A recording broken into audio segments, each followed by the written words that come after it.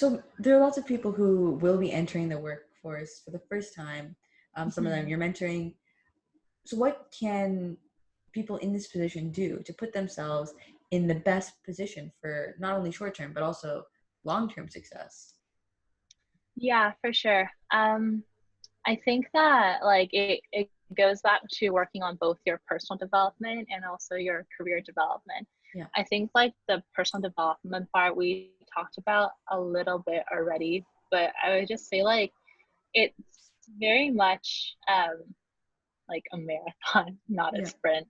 Your career is essentially your entire life, right? So if Mhm. you burn yourself out right now, it becomes very difficult to motivate yourself to like work hard at your job if that's what you're like into, or transition into another industry or another type of field that you might be more passionate about. So I think it's so important for like people who get into consulting, especially because a lot of them are more type A, they're more ambitious, that they need to slow down and take care of themselves and see friends and not abandon their hobbies and try to protect their work-life balance, because that like 2 year upper ow or like 3 year promotion or whatever that mark is shouldn't be the be all and end all. Like it, I don't, I hope that people aren't so purposeful when they do their work, but more so it's a learning and growth environment too. Yeah. Um, yeah, and then I would say that on the more career development side, I think like to put yourself well for long-term success, it's really important to know how to reach out to people without being afraid, and also I guess approaching networking with a very natural curiosity.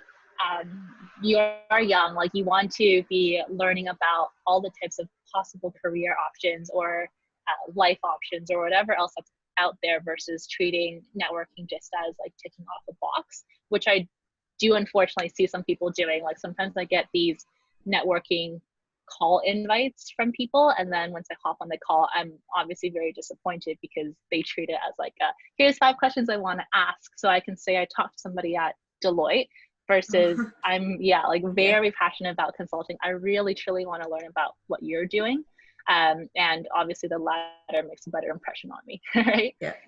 Yeah. And then I would say like another tip that I have for long-term success is you want to have a sponsor who really cares about you and really supports you, either within your organization or like within the broader field of what you want to be working towards.